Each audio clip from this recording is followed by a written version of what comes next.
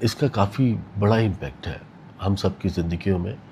اور سب سے بڑا امپیکٹ کیا ہے کہ یہ ہمارے ذہنوں کو بے چین کر دیتا ہے، ہمارے دلوں اور ہمارے ذہنوں کو بے چین کر دیتا ہے.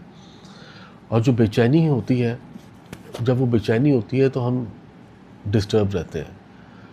دوسری چیز کیا ہوتی ہے کہ اگر ہمیں وسوسے آ رہے ہیں یا شیطان ہمارے ذہن میں کوئی وسوسے ڈال رہا ہے، خاص طور پہ جب ہم نماز پڑھ رہے ہوتے ہیں، نماز سے پہلے کہ جی میرا وضو ٹھیک ہوا یا نہیں ہوا، میری نماز ہوئی ہے کہ نہیں ہوئی، یہ وہ وسوسہ ہے جو شیطان آپ کے دل میں ڈالتا ہے، جو آپ کی نماز کی لذت کو کم کر سکتا ہے.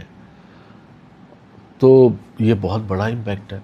اور اگر آپ ذہنی طور پہ بے چین ہوتے ہیں تو آپ جسمانی طور پہ بھی بے چین ہو جاتے ہیں، آپ ڈل فیل کرتے ہیں، آپ کو نیند ٹھیک نہیں آ رہی ہوتی.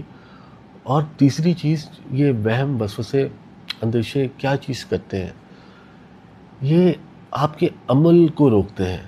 یعنی کہ کوئی بھی آپ نے ایکشن کرنا ہے، کوئی بھی آپ نے ایسی چیز کرنی ہے آگے بڑھنے کے لیے، تو یہ ان وہموں کی بنیاد پہ، ان اندیشوں کی بنیاد پہ ہم اکثر اوقات اپنے ایکشنز کو کمپلیٹ نہیں کر پاتے. فار ایگزامپل، کسی کو اگر یہ وہم ہے کہ میں آج باہر نکلوں گا تو میرے ساتھ کچھ ہو نہ جائے، میرے ساتھ کوئی برا نہ ہو جائے، وہ کیا ہوگا اگر اس نے کوئی کام کرنے بھی جانا ہے تو وہ ہو سکتا ہے کہ وہ کام کرنے جائے ہی نہ.